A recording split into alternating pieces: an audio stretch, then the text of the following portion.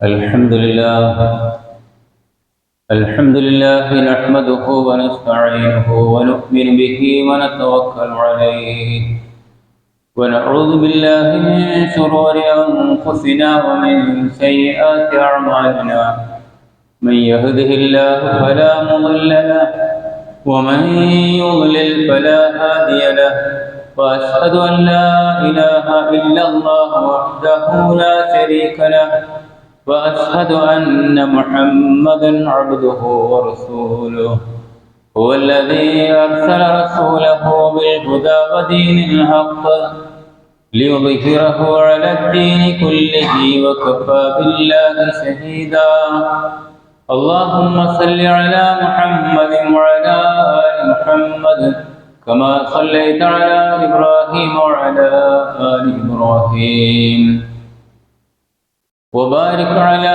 محمد وعلى آل محمد كما باركت على إبراهيم وعلى آل إبراهيم إنك حميد مجيد أما بعد فإن خير الحديث كتاب الله وخير الهدي هدي محمد صلى الله عليه وسلم وشر الأمور محدثاتها وكل محدثة بدعة وكل بدعة ضلالة أيها الناس أوصيكم وإياي أولا بتقوى الله يا أيها الذين آمنوا اتقوا الله حق تقاته ولا تموتن إلا وأنتم مسلمون يا أيها الناس اتقوا ربكم الذي خلقكم من نفس واحدة وخلق منها زوجها وبث منهما رجالا كثيرا ونساء واتقوا الله الذي تساءلون به والأرحام إن الله كان عليكم رقيبا يا أيها الذين آمنوا اتقوا الله وقولوا قولا سديدا يصلح لكم أعمالكم ويغفر لكم ذنوبكم ومن يطع الله ورسوله فقد فاز فوزا عظيما قال تعالى في قرآنه الكريم أعوذ بالله من الشيطان الرجيم بسم الله الرحمن الرحيم وأن هذا صراطي مستقيما فاتبعوه ولا تتبعوا السبل فتفرق بكم عن سبيله ذلكم وصاكم به لعلكم تتقون ബഹുമാന്യ മുഅ്മിനുകളെ മുഅ്മിനാത്തുകളെ അള്ളാഹുവിനെ സൂക്ഷിച്ചുകൊണ്ട് ജീവിക്കണേ എന്ന് പ്രത്യേകം വസിയത്ത് ചെയ്യുകയാണ്, ഉപദേശിക്കുകയാണ്. സൂറത്തുൽ അൻആമിലെ 153-ാമത്തെ വചനമാണ് ശ്രദ്ധയിൽപ്പെടുത്തിയത്. സാന്ദർഭികമായി 2 ആഴ്ചകളിൽ ചില വിഷയങ്ങൾ സൂചിപ്പിക്കാനാണ് ഉദ്ദേശിക്കുന്നത്. കഴിഞ്ഞ 2-3 ദിവസം മുമ്പാണ് സുബ്ഹ് നമസ്കാരത്തിൻ്റെ ബാങ്കിൻ്റെ ശേഷം ചില പള്ളികളിൽ നിന്നൊക്കെ മൗലൂദിൻ്റെ അലേലികളോ ചില പ്രത്യേകമായ തസ്ബീഹുകളോ തഹ്ലീലുകളോ ഒക്കെ കേൾക്കാൻ ഇടയായത്. ചില സ്ഥലങ്ങളിൽ നിന്നെല്ലാം സംഘടിതമായി തന്നെ അത് ഒന്നിച്ചിരുന്ന് ചൊല്ലുന്നതും കേൾക്കാൻ കഴിഞ്ഞു. അതായത് റബീഉൽ അവ്വൽ മാസത്തിൻ്റെ 1-ാം ദിവസം മുതൽ തന്നെ അത് ആരംഭിച്ചു കഴിഞ്ഞു എന്നർത്ഥം. അത് രാത്രി ഒന്ന് നമ്മൾ ഇറങ്ങി സഞ്ചരിച്ചാൽ പള്ളികൾ, മദ്രസകൾ, അതുപോലെ അവനവൻ നടത്തുന്ന ചില സ്ഥാപനങ്ങൾ, ഇതൊക്കെ നബിസ്നേഹം കൊണ്ട് അലങ്കരിക്കുകയും തോരണങ്ങൾ തൂക്കുകയും അലങ്കാര ബൾബുകൾ കൊണ്ട് ആകർഷിപ്പിക്കുന്ന വിധത്തിൽ പൊടിപൊടിച്ചുകൊണ്ട് നീങ്ങുകയും ചെയ്യുന്ന സാഹചര്യമാണ് നമ്മൾ കാണുന്നത്. അല്ലാഹു സുബ്ഹാനഹു വ തആല പറഞ്ഞു, യാ അയ്യുഹല്ലദീന ആമനൂ ലാ തുഖദ്ദിമൂ ബൈന യദയില്ലാഹി വ റസൂലിഹി. നിങ്ങൾ മുഅ്മിനുകളെ വിളിച്ചാ പറയുന്നത്, നിങ്ങൾ അല്ലാഹുവിൻ്റെ അതുപോലെ റസൂലിൻ്റെ അതിനൊക്കെ അതിജയിക്കുന്ന ആൾക്കാരാകരുത്. നിങ്ങളുടെ സ്നേഹവും നിങ്ങളുടെ ഈമാനുമൊക്കെ അതിര് കടന്നതാകരുത് എന്നർത്ഥം. സ്നേഹിക്കാത്ത ആളുകൾ യഥാർത്ഥത്തിൽ നബി സല്ലല്ലാഹു അലൈഹി വസല്ലമയെ സ്നേഹിക്കാത്ത ആളുകൾ മുഅ്മിനുകളല്ല. അത് റസൂലുള്ളാഹി പറയുന്നുണ്ട്, നമുക്കറിയാം. ലാ യുഅ്മിനു അഹദുക്കും ഹത്താ യുഹിബ്ബ തൻ്റെ ഒരു മുഅ്മിനായ മനുഷ്യൻ വിശ്വാസിയാവുകയില്ല ഹത്താ അകൂന അഹബ്ബ ഇലൈഹി മിൻ വാലിദിഹി വ വലദിഹി വന്നാസ് അജ്മഈൻ. തൻ്റെ ശരീരത്തേക്കാൾ, തൻ്റെ മക്കളെക്കാൾ, തൻ്റെ പിതാക്കളെക്കാൾ റസൂലിനെ ഇഷ്ടപ്പെടുന്നത് വരെ. ഈ കാര്യം പറയാൻ തന്നെ ഒരു സന്ദർഭം ഉണ്ടായിട്ടുണ്ട്. ഉമർ ഇബ്നുൽ ഖത്താബ് റളിയല്ലാഹു അൻഹു നബി സല്ലല്ലാഹു അലൈഹി വസല്ലമയോട് പറഞ്ഞു, പ്രവാചകരെ, എനിക്ക് അങ്ങയെ വല്ലാത്ത ഇഷ്ടമാണ്. അത് ഒന്ന് എൻ്റെ നഫ്സ്, അത് കഴിഞ്ഞിട്ടാണ് ഞാൻ താങ്കളെ ഇഷ്ടപ്പെടുന്നത് എന്ന്. അപ്പോഴാണ് നബി പറയുന്നത്, പറ്റില്ല, ഞാനായിരിക്കണം ഒന്നാമത്തേത് എന്ന്. അതുകൊണ്ട് നബി സല്ലല്ലാഹു അലൈഹി വസല്ലമയെ ഒന്നാമതായി സ്നേഹിക്കുക, അതിൻ്റെ ശേഷമേ മറ്റു കാര്യങ്ങളൊക്കെ ഉള്ളൂ എന്ന നിലയിൽ നബി സല്ലല്ലാഹു അലൈഹി വസല്ലമ പഠിപ്പിക്കുകയാണ്.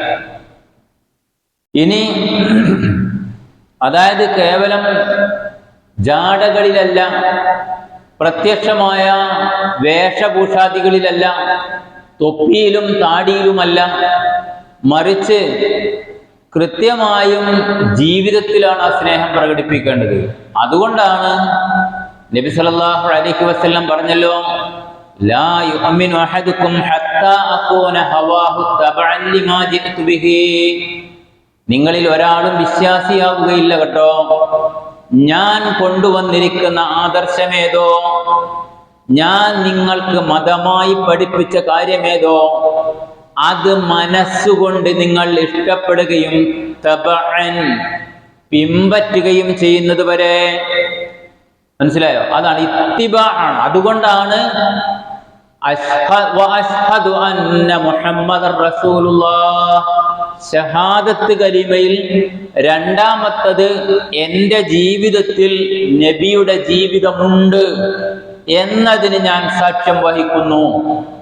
എന്നെ നിങ്ങൾക്ക് പരിശോധിച്ചാൽ നബിയുടെ ജീവിതം കാണാം എന്ന് സാക്ഷ്യം വഹിപ്പിക്കുന്നത് അത് ജീവിതത്തിലൂടെ പ്രകടമാക്കലാണ്.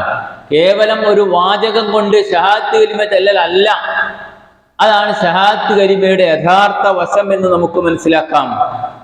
ഇബ്നു അബ്ബാസ് റളിയല്ലാഹു അൻഹു പറഞ്ഞൊരു വാചകം, മാ മിൻ ആമിൻ ഇല്ലാ അഹദസൻ നാസു ഫീഹി ബിദ്അതൻ വഅമാതു ഫീഹി സുന്നതൻ. ഒരു ജനത, ഒരു വർഷം ജനങ്ങളിൽപ്പെട്ട ആളുകൾ ഒരു സുന്നത്ത്, ഒരു ബിദ്അത്ത് ആരംഭിച്ചു കഴിഞ്ഞാൽ ഒരു സുന്നത്തിനെ അവരില്ലാതാക്കും.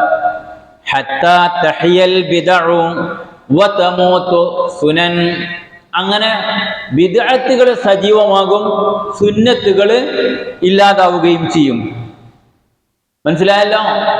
അത് ഇത്തിരി വർദ്ധിക്കുക ചെയ്യുന്ന ഓരോ കാലഘട്ടം കഴിയുമ്പോൾ. പണ്ടൊക്കെ റബീഉൽ അവ്വൽ 12-നായിരുന്നെങ്കിൽ ഇന്ന് 1 മുതൽ 30 ദിവസം വരെയാണ്. കേവലം വളരെ ചെറിയ ഒരു ജാഥയിൽ അടങ്ങിയിരുന്നുവെങ്കിൽ ഇന്ന് അങ്ങനെയല്ല. അത് റോഡുകളിലേക്ക് ഇറങ്ങി, റോഡ് ബ്ലോക്കാക്കി, ദഫ്മുട്ടുകളിലൂടെ, അതുപോലെ തന്നെ അതൊരു നൃത്തങ്ങളുടെ ചുവട് വെച്ചുകൊണ്ടുള്ള വേറെ ചില കോൽക്കളി, പരിച മുട്ട് പോലെയുള്ള പരിപാടികളിലൂടെയൊക്കെ അത് വളർന്ന് പടർന്ന് പന്തലിച്ചു. പള്ളിയിൽ അതിൻ്റെ അലിയൊലികളുണ്ട്. അതുപോലെ തന്നെ അങ്ങനെ തുടങ്ങിയിട്ട് അതിൻ്റെ വർധനവ് കൂടിക്കൊണ്ടിരിക്കുകയാണ്.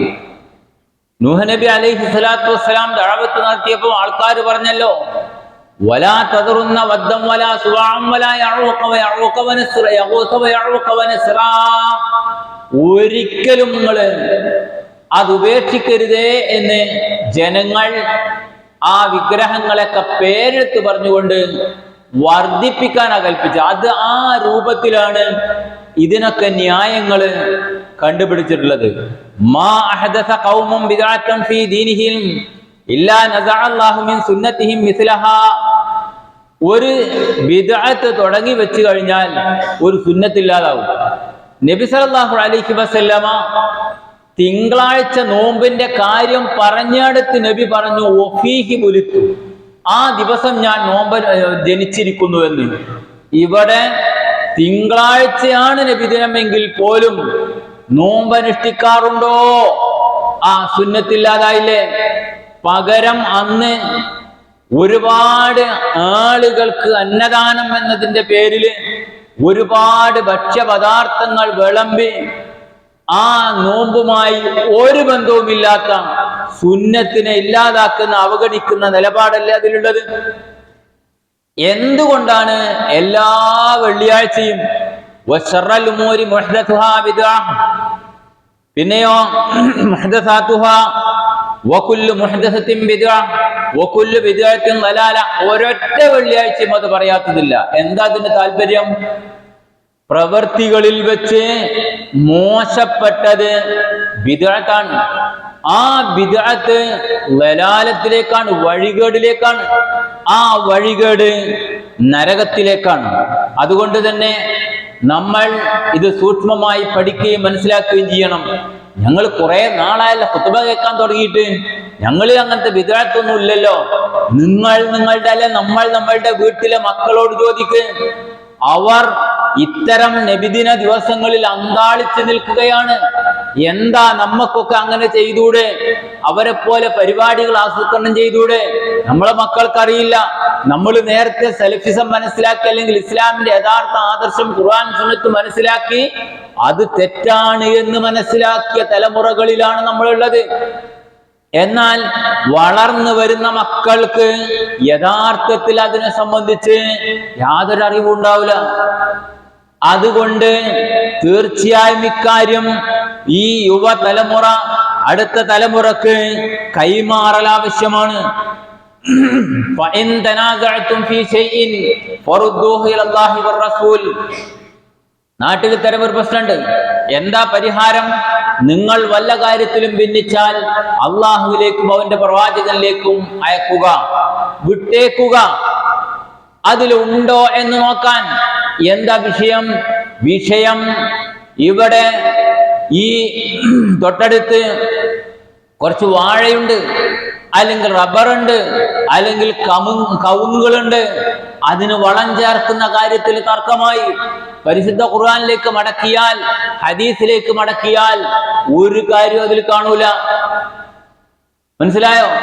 വീടുണ്ടാക്കുമ്പോൾ അതിന്റെ റൂമിന്റെ വിസ്താരം എത്ര വേണം? പരിശുദ്ധ ഖുർആനിലും ഹദീസിലും തെളിവില്ല. പിന്നെയോ അത് ദുനിയാവിന്റെ കാര്യമാണ്. ദുനിയാവിന്റെ കാര്യത്തെ സംബന്ധിച്ചല്ല നിങ്ങൾ തർക്കമുണ്ടെങ്കിൽ വിടണമെന്ന് പറഞ്ഞിരിക്കുന്നത്. ദുനിയാവിന്റെ കാര്യത്തിൽ നബി സല്ലല്ലാഹു അലൈഹി വസല്ലമയിൽ നിന്ന് ചില നിർദ്ദേശങ്ങൾ നമുക്ക് കാണാം. ആ ഒരു കാര്യം ഇസ്ലാമിക വിരുദ്ധമല്ലാത്ത നിലയിൽ അത്തരം കാര്യങ്ങൾ നമുക്ക് പ്രവർത്തിക്കാമെന്ന് മാത്രമേ ഉള്ളൂ. അങ്ങനെ രണ്ട് കാര്യമുണ്ടോ? ഉണ്ടല്ലോ. നബി സല്ലല്ലാഹു അലൈഹി വസല്ലമ പറയുന്ന മുഴുവൻ കാര്യങ്ങളും ദീനി കാര്യമാണോ? അല്ല. ഒരു സംഭവം, ബദറിൽ ടെന്റടിക്കാൻ നബി ഒരു സ്ഥലം നിർദ്ദേശിച്ചു. അവിടെ ടെന്റടിക്കുന്നതിന്റെ ഇടയിലാണ് ഒരു സഹാബി ചോദിക്കുന്നത്, പ്രവാചകരെ, ഇവിടെ ടെന്റടിക്കാൻ യുദ്ധത്തിന് നമുക്ക് ഇവിടെ തന്നെ നിൽക്കണം, സൈനിക താവളമായി ഈ സ്ഥലം ഉപയോഗിക്കണമെന്ന് അള്ളാഹുവിന്റെ വഹിയുണ്ടോ? നബി പറഞ്ഞു, ഇല്ല. എങ്കിൽ പ്രവാചകരെ, അവർ ശത്രുക്കളായ ആളുകൾ വെള്ളം തടയും നബിയെ.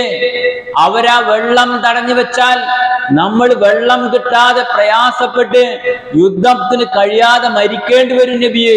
വെള്ളം അവർ തടയും. അതുകൊണ്ട് അപ്പുറത്തേക്ക് മാറി ടെന്റടിക്കണമെന്ന് നബി അത് അംഗീകരിച്ചു. മനസ്സിലായോ? മദീനയിൽ പരാഗണം നടത്തുന്ന ഒരു ഏർപ്പാട്, ഈത്തപ്പഴം കായ്ക്കാൻ കൂടുതൽ കായ പിടിക്കാൻ വേണ്ടി ആൺപൂക്കല പെൺപൂക്കലയിൽ തട്ടിയിട്ട് അതിന്റെ പൊടി പരാഗണം നടത്തുന്ന ഒരു ഏർപ്പാടുണ്ടായിരുന്നു.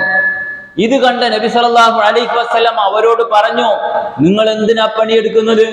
പടച്ച തമ്പുരാനല്ലേ അതൊക്കെ നൽകുന്നത്, നിങ്ങൾ അങ്ങനെ ചെയ്യേണ്ടതുണ്ടോ? അവൻ അതിന് പരിഹാരം ഉണ്ടാക്കൂലേ എന്ന്. സഹാബത്ത് ആ വർഷം അത് ഉപേക്ഷിച്ചു. അപ്പോൾ ഈത്തപ്പഴ കായ്കനികളുടെ വിളവ് കുറഞ്ഞുപോയി, വളരെ കുറഞ്ഞുപോയി. അപ്പൊ നബി സല്ലല്ലാഹു അലൈഹി വസല്ലമയോട് അവർ പരാതി പറഞ്ഞു, പ്രവാചകരെ, ഈ പ്രാവശ്യം ഈത്തപ്പഴം കുറവാണ് നബിയെ, നിങ്ങൾ പറഞ്ഞത് ഞങ്ങൾ ചെയ്തിട്ടില്ല, ഞങ്ങൾ പറഞ്ഞത് ഞങ്ങൾ അത് ഉപേക്ഷിച്ച്. അപ്പോൾ നബി സല്ലല്ലാഹു അലൈഹി വസല്ലം പറഞ്ഞു, എന്താ? അൻതും അഅലമു ബി ഉമൂരി ദുനിയാക്കും, നിങ്ങളുടെ ദുനിയാവിന്റെ കാര്യത്തിൽ നിങ്ങൾക്കാൾ എന്നേക്കാൾ കൂടുതൽ അറിയുക. കണ്ടോ, ദീനീ വിഷയത്തിൽ നബി സല്ലല്ലാഹു അലൈഹി വസല്ലം പറയുന്നു, ദുനിയാവിന്റെ വിഷയത്തിൽ നമ്മൾക്ക് യുക്തമായത്, ഖൈറായത്, ഉപകാരപ്രദമായത്, ദോഷമല്ലാത്തത് നമുക്ക് ചെയ്യാം. അപ്പൊ ദീനീ കാര്യവും ദുനിയാ കാര്യവും ഏത് കാര്യത്തിലാണ് തർക്കിച്ചാൽ നിങ്ങൾ ഹദീസിലേക്ക്, ഖുർആനിലേക്ക് മടങ്ങണമെന്ന് പറഞ്ഞിരിക്കുന്നത് ദീനിന്റെ വിഷയത്തിലാണ്. ഇത് മക്കൾക്കും അടുത്ത തലമുറക്കും ബോധ്യപ്പെടുത്തി കൊടുക്കണം. അപ്പൊ അങ്ങനെ ആകുമ്പോൾ നമുക്കതിന് പരിഹാരം ഏതൊരു വിഷയത്തിലും ദീനിലേക്ക് മടക്കിയാൽ, ദീനിലുണ്ടോ ഇല്ലേ എന്ന് പരിശോധിച്ചാൽ നമുക്ക് അത് മനസ്സിലാക്കാൻ കഴിയും. പലപ്പോഴും നമ്മളൊക്കെ വഞ്ചിതരാകുന്ന വിഷയം എന്താ? ഒരുപാട് ആളുകൾ ഒന്നിച്ച് ആയിരക്കണക്കിന് ലക്ഷക്കണക്കിന് ആളുകൾ ആഘോഷിക്കുന്നില്ലേ, ചെയ്യുന്നില്ലേ? ഇവിടെയാണ് നമ്മളിൽപ്പെട്ട് ചിലർക്ക് സംശയം.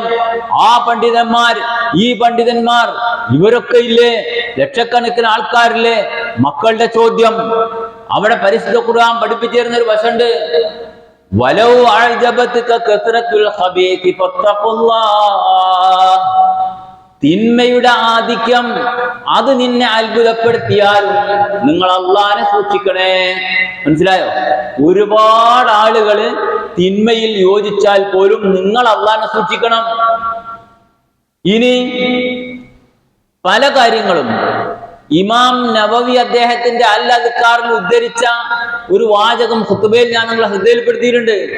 മയ്യത്ത് കൊണ്ടുപോകുമ്പോൾ ലാ ഇലാഹ ഇല്ലല്ലാഹ് പോലുള്ള ദിക്റുകൾ ചെല്ലുന്ന വിഷയത്തെ സംബന്ധിച്ച് അദ്ദേഹം പറയുന്നത്, ഫലാ തഗ്തറ കസ്റത്തുൽ ഹാലികീൻ, ഇത് ചെയ്യുന്ന ആൾക്കാരെമ്പാടുമുണ്ടെങ്കിൽ പോലും നീ അതിൽ വഞ്ചിതനാകരുത്. നിന്റെ ഖബറിൽ നീയേ ഉണ്ടാവും, പോയി കിടക്കണ്ടേ, അള്ളാഹുവിന്റെ വിളിക്ക് ഉത്തരം നൽകി പോകണ്ടേ? ദീനിയായ കാര്യങ്ങളിൽ സൂക്ഷ്മത പുലർത്തിയിട്ടില്ലെങ്കിൽ പരലോകത്തെത്തിക്കഴിഞ്ഞാൽ ബിദ്അത്തുകളാണ് ചെയ്തു കൂട്ടിയതെങ്കിൽ ഒരു കാരണവശാലും അതിന് പ്രതിഫലം ഉണ്ടാവില്ല. നമുക്കറിയാവുന്നതാണ്, ഹൗദുൽ കൗസർ പോലും സുഹഖൻ അവരെ അകറ്റി നിർത്തും. നബി സല്ലല്ലാഹു അലൈഹി വസല്ലമയോട് അള്ളാഹ് പറയുന്നുണ്ട്, പ്രവാചകരെ, അവർ എന്താണ് താങ്കൾക്ക് ശേഷം ചെയ്തു കൂട്ടിയത് എന്നറിയുമോ എന്ന് ചോദിച്ചുകൊണ്ട്, അങ്ങയുടെ ശേഷം എന്താണ് അവരുണ്ടാക്കിയത് എന്ന് പറഞ്ഞ ബിദ്അത്ത് ചെയ്തവരെ അതിൽ നിന്ന് മാറ്റി നിർത്തുന്നത് കാണാം. നമുക്കറിയാം ഒരുപാട് മതങ്ങളുണ്ട്. ഈ മതങ്ങളിൽ പരിഷ്കർത്താക്കളായി പലരും അറിയപ്പെടുന്നുണ്ട്. മതങ്ങളിലേക്ക് പിൽക്കാലത്ത് വന്ന പരിഷ്കർത്താക്കളായ ആളുകൾ, ആ പരിഷ്കർത്താക്കളായ ആൾക്കാരിൽ ആ മതത്തിന്റെ പണ്ഡിതന്മാരായിക്കൊണ്ട് അറിയപ്പെടുന്ന ആളുകൾ അതിലേക്ക് അവർക്കിഷ്ടമുള്ളത് കടത്തിക്കൂട്ടുന്നു. ഒരു ഉദാഹരണം, സായിബാബയുടെ മതത്തെ സംബന്ധിച്ച് നമുക്കറിയാലോ. അവര് പരിശുദ്ധ ഖുർആൻ ഹദീസിലെ സല്ലല്ലാഹു അലാ മുഹമ്മദ് വഅലാ ആലി മുഹമ്മദ് ഇത് ആലപിക്കും. അതുപോലെ തന്നെ ഹിന്ദു പുരാണങ്ങളിലെ ചില വേദവാക്യങ്ങൾ ഉപയോഗിക്കും. ക്രിസ്ത്യാനികളിലെ ഉപയോഗിക്കുന്ന ഗ്രന്ഥത്തിലെ വേദവാക്യങ്ങൾ ഉപയോഗിച്ച് അവർ കൈമുട്ടി പാടിപ്പോകും. ചോദിച്ചു നോക്ക്, ഞാൻ ചോദിച്ചു. അപ്പൊ അവര് പറയുന്നത്, ഇത് നല്ല എല്ലാ മതത്തിലെയും നല്ല വശങ്ങൾ ഞങ്ങൾ സ്വീകരിക്കുകയും അങ്ങനെ ചെയ്യുകയും ചെയ്യുന്നപ്പോ നിങ്ങൾ ആ ഹിന്ദു മതത്തിന്റെ ആളല്ലേ എന്ന് ചോദിച്ചു. അപ്പൊ അയാൾ പറഞ്ഞു അതെ. അപ്പൊ ഞാൻ ചോദിച്ചു, അങ്ങനെയാണെങ്കിൽ ഹിന്ദു മതത്തിന് അഡ്രസ് ഉണ്ടാവോ? ഓരോരുത്തർക്കും നല്ലതെന്ന് തോന്നുന്നത് അവരവരുടെ മതത്തിലേക്ക് കൂട്ടിച്ചേർത്താൽ മതത്തിന് അഡ്രസ് ഉണ്ടാവില്ലല്ലോ. അവിടെയാണ് ഇസ്ലാമും ഇതര മതങ്ങളും വേർതിരിഞ്ഞു നിൽക്കുന്നതിന്റെ ഏറ്റവും പ്രധാനപ്പെട്ട വശം. കാരണം നബി സല്ലല്ലാഹു അലൈഹി വസല്ലമ പറയുന്നത് നോക്ക്, ഇബ്നു അബ്ബാസ് റളിയല്ലാഹു അൻഹു പറയുകയാണ്, യാ അയ്യുഹന്നാസ്, മനുഷ്യരെ, അന്നഹു ലൈസ മിൻ ശൈഇൻ യുഖർരിബുക്കും ഇലൽ ജന്ന വയുബ്ഇദുക്കും മിനൻ നാർ. നിങ്ങളെ സ്വർഗ്ഗത്തിലേക്ക് അടുപ്പിക്കുന്നതും നരകത്തിൽ നിന്ന് അകറ്റുന്നതുമായ കാര്യങ്ങൾ ഇല്ലാ വഖദ് അമർതുകും ബിഹി, അതിനെപ്പറ്റി ഞാൻ നിങ്ങൾക്ക് പറഞ്ഞു തന്നിട്ടുണ്ട്. വലൈസ മിൻ ശൈഇൻ യുഖർരിബുക്കും മിനൻ നാർ വയുബ്ഇദുക്കും മിനൽ ജന്ന, നരകത്തിലേക്ക് നിങ്ങളെ അടുപ്പിക്കുന്നത്, സ്വർഗത്തിൽ നിന്ന് നിങ്ങളെ ഇല്ലാതാക്കുന്നത്, അക്കാര്യത്തെ സംബന്ധിച്ചും നിങ്ങൾക്ക് ഞാൻ അറിയിച്ചു തന്നിട്ട് പറയാതെ പോയിട്ടില്ല.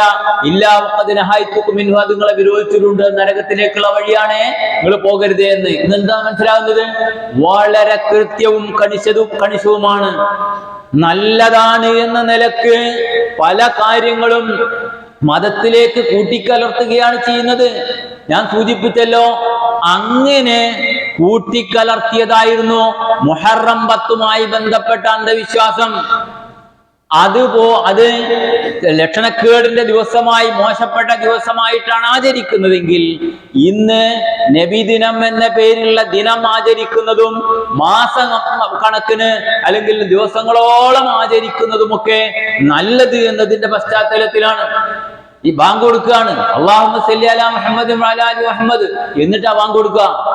എവിടുന്ന് കിട്ടി ബാങ്കിന്റെ മുമ്പ് അല്ലാഹുമ്മ സല്ലി അലാ മുഹമ്മദ് വഅലാ ആലി മുഹമ്മദ്? അത് നല്ലതല്ലേ? നബിന്റെ പേരിൽ സലാത്തല്ലേ? ന്യായം അതാണ്. എന്തെല്ലാം ന്യായങ്ങളാണ്! മരിച്ചവർക്ക് വേണ്ടി ഖുർആനല്ലേ പാരായണം ചെയ്യുന്നത്, എന്താ കുഴപ്പം? ഖുർആനല്ലേ, നല്ലതല്ലേ? ഓതിയ കൂലിയില്ലേ? മരിച്ചവർക്ക് 3, 14 അല്ലെങ്കിൽ 21, 40, ഒരു വർഷം, ആണ്ട്, ഇതൊക്കെ കഴിക്കുന്നില്ലേ? അതിനൊക്കെ എന്താ കുഴപ്പം? ഇതൊക്കെ ആളുകൾക്ക് ഭക്ഷണം കൊടുക്കല്ലേ, സന്തോഷത്തോട് കൂടുകയല്ലേ, അവിടെ ദുആ നടത്തുകയല്ലേ, എന്താ അതിനൊക്കെ കുഴപ്പം? ഇസ്ലാം ദുആ വിരോധിച്ചിട്ടുണ്ടോ? ഇനി അതുപോലെ തന്നെ ഭക്ഷണം നൽകുക. ഈ ദിവസത്തിൽ ഒരുപാട് ആളുകൾക്ക് ഭക്ഷണം ലഭിക്കുന്നു, നബിയുടെ പേരിൽ മദ്ഹ് പറയുന്നു, എന്താ അതുകൊണ്ട് തെറ്റ്? ഇവിടെ നമ്മള് ഹലാലായ കാര്യം എന്ന നിലക്കോ നല്ലത് എന്ന നിലക്കോ അതിനെ അനുവദിക്കാൻ തുടങ്ങിയാൽ ഒരൊറ്റ ചോദ്യം നമുക്ക് ചോദിക്കാലോ. സുബ്ഹ് നമസ്കാരം അല്ലെങ്കിൽ അസ്ർ നമസ്കാരം, അതിൽ രണ്ടാമത്തെ റക്അത്തിൽ 3 സുജൂദായാൽ എന്താ കുഴപ്പം? സുജൂദ് നല്ലതല്ലേ? അള്ളാഹ്ക്ക് ഇഷ്ടമല്ലല്ലേ? ഏറ്റവും അധികം അടിമ അള്ളാഹുമായി അടുക്കുന്ന സമയമാണ് സുജൂദ്. അതുകൊണ്ട് 3 സുജൂദാക്കിക്കൂടെ? പാടില്ല എന്നാണ് ഉത്തരമെങ്കിൽ അതിന്റെ കാരണം എന്താ? ദീനിന്റെ കാര്യങ്ങൾ എങ്ങനെ നിർവഹിക്കണമെന്ന് അള്ളാഹുവിന്റെ റസൂൽ, പരിശുദ്ധ ഖുർആൻ ഇതൊക്കെ നമ്മളെ പഠിപ്പിച്ചിട്ടുണ്ട്. ആ രൂപത്തിലേ ആകാൻ പാടുള്ളൂ. ഇനി അത് ഫർളല്ലേ, എന്നാ സുന്നത്തായിക്കോട്ടെ.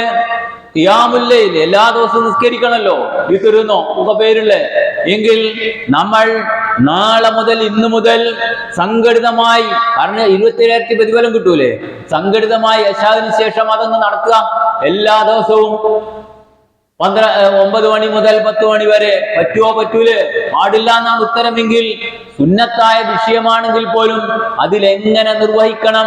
റമദാനിലെ റസൂൽ അങ്ങനെ ജമാഅത്തായി നിർവഹിച്ചതായി തെളിവുള്ളൂ എന്നതുകൊണ്ട് നമ്മൾ അങ്ങനെ നിർവഹിക്കാൻ തെളിവില്ലാത്തതിനാൽ മറ്റു ദിവസങ്ങളിൽ ജമാഅത്തായി നിർവഹിക്കുന്നത് ബിദ്അത്തായി കണക്കാക്കുന്നു.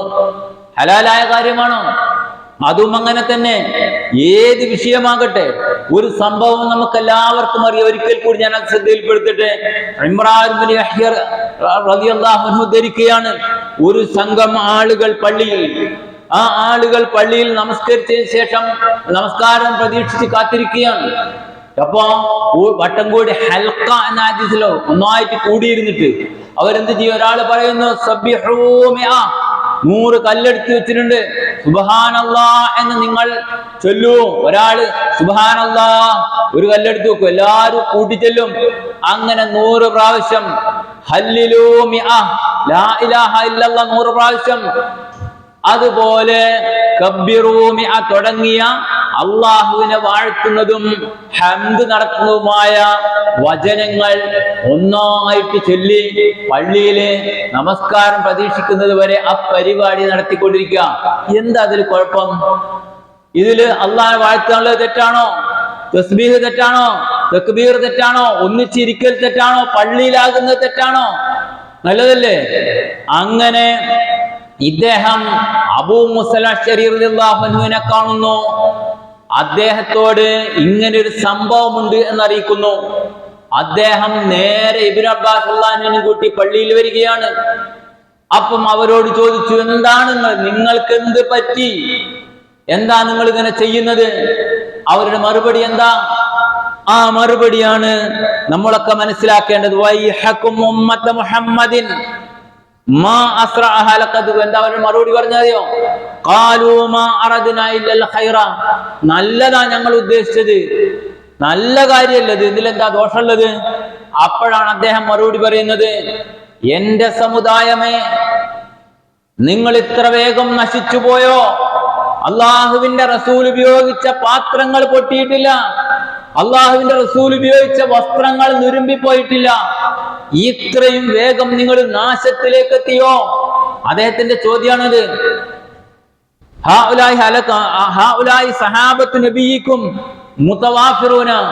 നിങ്ങളുടെ പ്രവാചകന്റെ സഹാബത്ത് ഇവിടെ ജീവിച്ചിരിപ്പുണ്ട്. എന്നിട്ട് അദ്ദേഹം പറയുന്നു, വല്ലദീ നഫ്സി ബിയദിഹി, എന്റെ ആത്മാവ് ആരുടെ കയ്യിലാണോ അവനെ കൊണ്ട് സത്യം, ഇന്നകും ലഅലാ മില്ലത്തിൻ ഹിയ അഹ്ദാ മിൻ മില്ലത്തി മുഹമ്മദിൻ മുഫ്തതിഹു ബാബ വലാലത്തിൻ. നിങ്ങൾ ഏറ്റവും നല്ല നബിയുടെ മില്ലത്തിൽ മാർഗത്തിന് ഭാഗ്യം കിട്ടിയ മനുഷ്യന്മാരാണ്. വലാലത്തിന്റെ ദുർമാർഗത്തിന്റെ വഴി തുറക്കുകയാണോ നിങ്ങൾ? മനസ്സിലായല്ലോ? ഇതാണ് സഹാബത്തിന്റെ ഈ വിഷയത്തിലുള്ള വീക്ഷണം. നല്ലതല്ലേ? ഇനി ബർറാ ഇബ്നു ആസിബ് റളിയല്ലാഹു അൻഹു ഉദ്ധരിക്കുന്ന, നേരത്തെ ഞാൻ സൂചിപ്പിച്ചല്ലോ, ഒരു അല്ലാഹുമ്മ സ്വല്ലി അലാ മുഹമ്മദ്, അതിനിപ്പോ എന്താ കുഴപ്പം? ഒരു വാക്കല്ലേ. ഇപ്പൊ ഞാനൊക്കെ ചെറുപ്പത്തിൽ പഠിക്കുമ്പോ ദർസിൽ നിന്നൊക്കെ കേട്ടത് റബ്ബി ഗഫിർലി ആമീൻ, വലല്ലാഹീൻ ആമീൻ പറയുമ്പോ ഇമാം പറയുമ്പോ റബ്ബി ഗഫിർലി എന്ന് പതുക്കെ ഒരു ആമീൻ എന്ന് പറയണമെന്നാണ്. കാരണം അതിന്റെ നല്ല കാര്യമല്ലേ, എനിക്ക് പുറത്തുതരണമെന്നല്ലേ അർത്ഥം. അത് സ്വന്തം പറയാം, ആമീൻ ഉറക്കെ പറയുകയും ചെയ്യുക എന്ന്. എവിടുന്ന് കിട്ടി? ഇങ്ങനെ കുറെ കാര്യങ്ങളുണ്ട്. ഒരു ഉദാഹരണം നോക്ക്. ബർറാ ഇബ്നു ആസിബ് റളിയല്ലാഹു അൻഹു പറയുന്നു, ഖാല ലി റസൂലുള്ളാഹി സ്വല്ലല്ലാഹു അലൈഹി വസല്ലം ഇദാ അതൈത മൗദഅക, നീ വിരിപ്പിലേക്ക് പ്രവേശിച്ചാൽ ഫതവല്ലഉ വുദൂഅക ലിസ്സലാഹ്, നീ നമസ്കാരത്തിന് വുദൂ എടുക്കുമ്പോൾ വുദൂ എടുക്ക്. സുമ്മ തജി അലാ ശിഖികൽ അയ്മൻ, എന്നിട്ട് വലതു ഭാഗം ചെരിഞ്ഞു കിടക്കുക. വഖുൽ അല്ലാഹുമ്മ അസ്ലംതു നഫ്സി ഇലൈക വവദ്ദു അംരി ഇലൈക വവജ്ജഹ്തു വജ്ഹി ഇലൈക വഅൽജഅതു വഹ്രി ഇലൈക. ആ പ്രാർത്ഥന അങ്ങനെ പഠിപ്പിച്ചു കൊടുത്തു. എന്നിട്ട് നബി പറഞ്ഞു, ആമന്തു ബി കിതാബികല്ലദീ അൻസൽത, നീ നിന്റെ പ്രവാചകൻ ഇറക്കി കൊടുത്ത ആ ഗ്രന്ഥത്തിൽ ഞാൻ വിശ്വസിച്ചിരിക്കുന്നു റബ്ബേ. വനബീകല്ലദീ അർസൽത, നീ അയച്ച പ്രവാചകനിലും ഞാൻ വിശ്വസിച്ചിരിക്കുന്നു. എന്നിട്ട് റസൂലുള്ളാഹി പറഞ്ഞു, ഫഇൻ മുത്ത അലാ അലൽ ഫിത്റതി, നീ അങ്ങനെ അങ്ങ് മരിച്ചു വിചാരിക്കും രാത്രി ഈ പ്രാർത്ഥന അല്ലെന്ന് കേട്ടോ. ഇത് പ്രാർത്ഥന മാത്രമല്ല, വജഅൽഹുന്ന ആഖിറ മാ തഖൂൽ, ബുഖാരി മുസ്ലിം ഉദ്ധരിച്ച ഹദീസാണ്. പ്രാർത്ഥനയിൽ അവസാനത്തേതായി ആക്കുക നീ എന്ന്. അങ്ങനെ നീ മരിച്ചു പോയി എന്ന് വിചാരിക്കുക, എങ്കിൽ നീ സ്വർഗത്തിലാണ് എന്നർത്ഥം. ഇവിടെ ഈ സഹാബി ഈ പ്രാർത്ഥന അദ്ദേഹം തന്നെ പറയാം, ഞാൻ ആവർത്തിച്ച് ചൊല്ലി. നബിയോട് ചെല്ലാൻ പറഞ്ഞു, ഞാൻ ചൊല്ലി, ആവർത്തിച്ച് ചൊല്ലി. അപ്പൊ ആ ഭാഗം ഞാൻ എന്ന പദമാക്കി മാറ്റി ഉച്ചരിച്ചു. മനസ്സിലായല്ലോ? നബീക എന്നതിനേക്കാൾ വിശാലമാണ് റസൂലിക്ക എന്നുള്ളത്. വിശാലമായ അർത്ഥം. ആ വാക്കല്ലേ, ഒരു പദല്ലേ. റസൂൽ എന്ന് പറഞ്ഞു പാടില്ല. വഖുൽ, നീ പറ, വബിനബിയിക്കല്ലദീ അർസൽത എന്ന് തന്നെ പറ. അത് നബി മാറ്റി പറയിപ്പിക്കുക ചെയ്തത്. മനസ്സിലായോ? അപ്പൊ യഥാർത്ഥ പാതയിൽ അവിടെ നിലക്കൊള്ളണമെങ്കിൽ എങ്ങനെയാണോ ദീന് പഠിപ്പിച്ചത് അവിടെ നിൽക്കണം. അപ്പൊ പിന്നെ കുറെ കക്ഷികളാവൂല. അതാണ് ഞാൻ ഓതി വെച്ച, ഇതാണ് എന്റെ യഥാർത്ഥ മാർഗം. ഫത്തബിഊഹു, അല്ലാഹ് പറയാണ്, ആ മാർഗത്തെ നിങ്ങൾ പിൻപറ്റുക. വലാ തത്തബിഉ സുബുല, ഒരുപാട് വഴികൾ ഉണ്ടാകുന്നതല്ലാത്ത അതിനെ നിങ്ങൾ പിൻപറ്റരുത്. ഫതഫറഖ ബികും അൻ സബീലിഹി, അപ്പോൾ ഒറിജിനൽ മാർഗത്തിൽ നിന്ന്, യഥാർത്ഥ വഴിയിൽ നിന്ന് നിങ്ങൾ ഭിന്നിച്ചു പോകും. ദാലികും വസാകും ബിഹി, ഇത് നിങ്ങൾക്കുള്ള വസിയത്താണ്. ലഅല്ലകും തത്തഖൂൻ, മുത്തഖീങ്ങളാകാൻ ഇതേ മാർഗമുള്ളൂ. അതാണ് അള്ളാഹ് പഠിപ്പിച്ചിരുന്നത്. സഹോദരങ്ങളെ, കാര്യങ്ങൾ സൂക്ഷ്മമായി പഠിക്കേണ്ട വിഷയം തന്നെയാണ്. അള്ളാഹു സുബ്ഹാനഹു വ തആല സകല ബിദ്അത്തുകളിൽ നിന്ന് നമ്മളെ കാക്കുകയും യഥാർത്ഥ വഴി, പരിശുദ്ധ ഖുർആന്റെ ഹദീസിന്റെ യഥാർത്ഥ വഴി പിൻപറ്റിക്കൊണ്ട് ജീവിച്ച് നല്ലവരായി മരിച്ചു പോകാൻ അള്ളാഹു നമ്മെ അനുഗ്രഹിക്കുകയും ചെയ്യുമാറാകട്ടെ.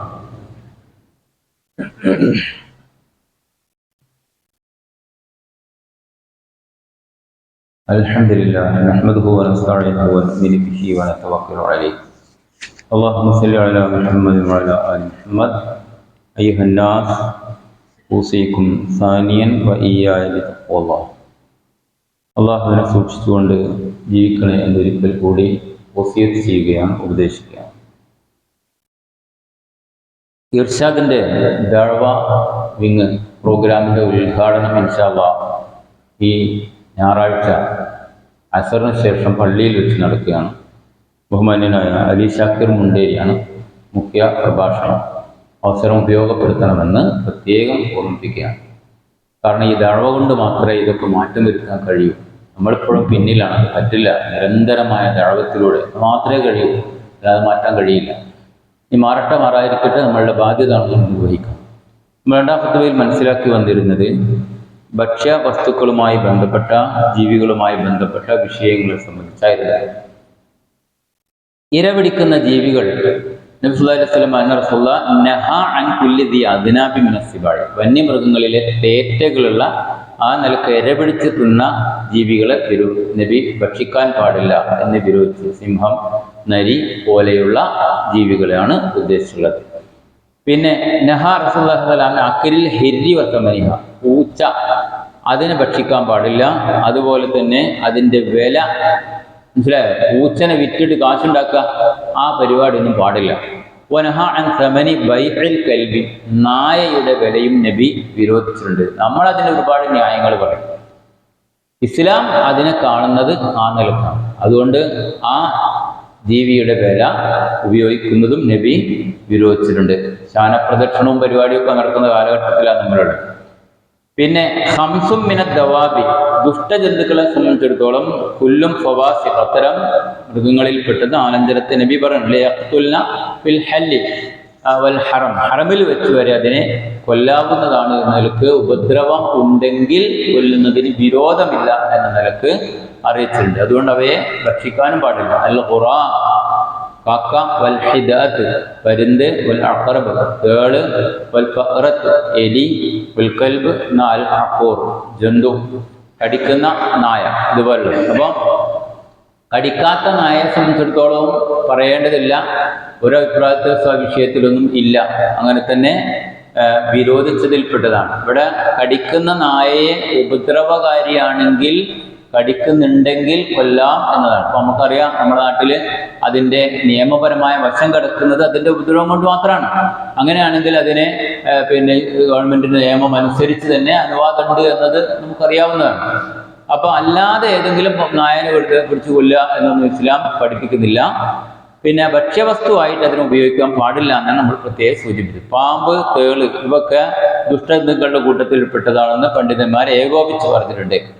അതുപോലെ പിന്നെ എലി, പല്ലി പോലെയുള്ളതെല്ലാം. അപ്പൊ അതൊക്കെ പറയാനുള്ള കാരണം നമ്മളെ ലോകത്ത് വിവിധ സംസ്കാരങ്ങളിൽ ജീവിക്കുന്ന ആളുകൾ ഭക്ഷിച്ചുകൊണ്ടിരിക്കുന്നതൊക്കെ നമ്മളുടെ മുമ്പിൽ വാട്സപ്പ്, യൂട്യൂബിലൊക്കെ കണ്ടുകൊണ്ടിരിക്കുക. അപ്പൊ അതിന് തിന്നാവോ, ഒഴിവുകൾ തിന്നാവോ, ഇങ്ങനെയുള്ള കാര്യങ്ങളൊക്കെ പലർക്കും സംശയമുണ്ട്. ഏതായിരുന്നാലും കുലു മിന തയ്യിബാത്തി എന്നാണ്, നല്ലതേ നിങ്ങൾ ഭക്ഷിക്കാൻ പാടുള്ളൂ എന്ന്. ഇൻഷാ അല്ലാഹ് ബാക്കി കാര്യങ്ങളൊക്കെ സൂക്ഷ്മമായിട്ട് നമുക്ക് മനസ്സിലാക്കാം. അല്ലാഹു സുബ്ഹാനഹു വ തആല മനസ്സിലാക്കിയ കാര്യങ്ങൾ ജീവിതത്തിൽ പകർത്താൻ നമ്മെ അനുഗ്രഹിക്കുമാറാകട്ടെ. എല്ലാവരും ദുആ കൊണ്ട് വസിയത്ത് ചെയ്തിട്ടുണ്ട്. ചില ശ്വാസം മുട്ട് പ്രശ്നമായിട്ട് ഒരു പൈതലിന് വേണ്ടി പ്രാർത്ഥിക്കണമെന്ന് പറഞ്ഞിട്ടുണ്ട്. അതുപോലെ നമ്മളുടെ കൂട്ടത്തിൽ പലരും രോഗികളും പ്രയാസപ്പെടുന്നവരും ഹോസ്പിറ്റലിലും അല്ലാതെ കൊണ്ട് കാരണവാനായ റബ്ബ് അവർക്കെല്ലാം ശിഫ നൽകുകയും എല്ലാ രോഗങ്ങളിലും പ്രയാസങ്ങളിലും എന്നും എപ്പോഴും അവൻ നമ്മെ കാത്തുരക്ഷിക്കുകയും ചെയ്യുമാറാകട്ടെ. اللهم للمؤمنين والمؤمنات والمسلمين والمسلمات الأحياء منهم والأموات إنك مجيب الدعوات ويا قاضي الحاجات.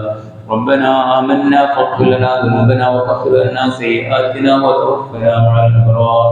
ربنا تقبل منا إنك أنت السميع العليم وتب علينا إنك أنت التواب الرحيم.